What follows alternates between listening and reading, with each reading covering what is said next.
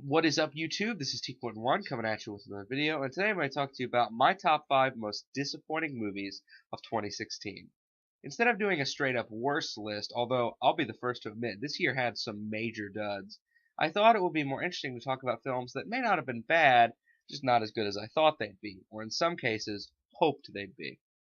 Let's start the list with number 5, and that's Suicide Squad. This was not a great year to be a DC fan, and this movie, while I don't think it's as bad as some people say it is, was just a mess.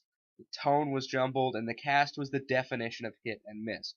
For every Viola Davis, Jai Courtney, and Margot Robbie, there was a Joel Kinnaman, a Cara Delevingne, and whoever the hell played Killer Croc. On top of that, even the action was underwhelming for the most part, and that's the one thing you can always count on in these kinds of movies, is at least the action's good, but not so here.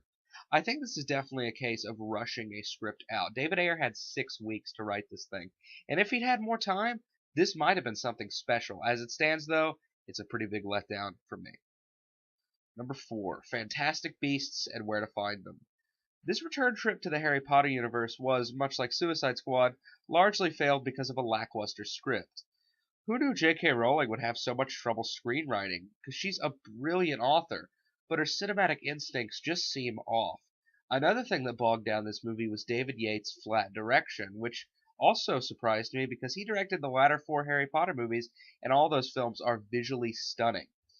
In a universe this magical, the fact that the film is this gray is unforgivable.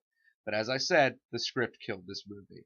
Everything from the muddled plot, the paper-thin characters, to the fact that virtually nothing is accomplished by the time the end credits rolled. In my opinion, Fantastic Beasts was anything but. Number 3, Warcraft. Oh boy. Fantastic Beasts irritated me. Warcraft pissed me the fuck off. Outside of The Last Airbender, I cannot remember the last time I was this livid upon leaving a movie theater.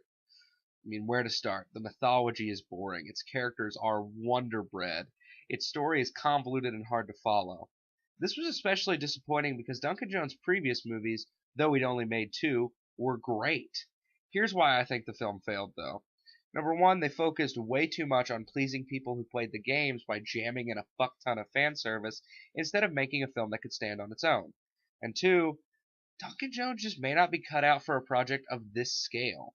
Moon had like 2 actors in it, and source code was the same 8 minutes repeated on loop. He made a big mistake going from that to this huge fantasy adventure. So, Warcraft is a total dumpster fire, and if this was the worst of the year list, it would be number 1, no question.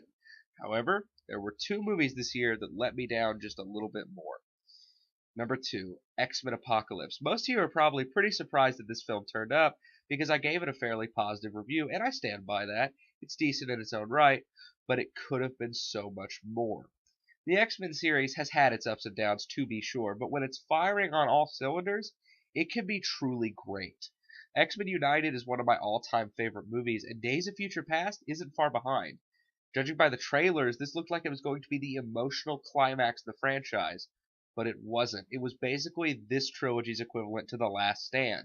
It traded in the clever writing and interesting characters of all the greatest X-Men films for CGI-filled bullshit. Added a villain that was totally wasted, and cast members that feel like they're largely phoning it in, and you've got one hell of a disappointment. Just wasn't good. Number 1, Batman v Superman: Dawn of Justice. Damn it, Zach. This movie I've waited for my whole life. Granted, no movie could live up to that completely, but if the film had been even worthy of an 8 out of 10, I'd be okay, but no. Batman v Superman: Dawn of Justice is a 3-hour muddled bore, which is filled with idiotic writing and one of the worst performances I've ever seen. I'm looking at you, Eisenberg. No one wanted to like this film more than me. I even loved Man of Steel.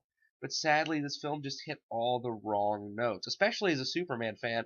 I think they were really disrespectful in how they treated him. Hans Zimmer's score was good, though, and there was an amazing warehouse sequence, but that is not enough to justify everything else. Justice League better be fucking fantastic. So, that's my list. If you agree or disagree, comment below. Just tell me what you think. Steve Quinton 1, signing out.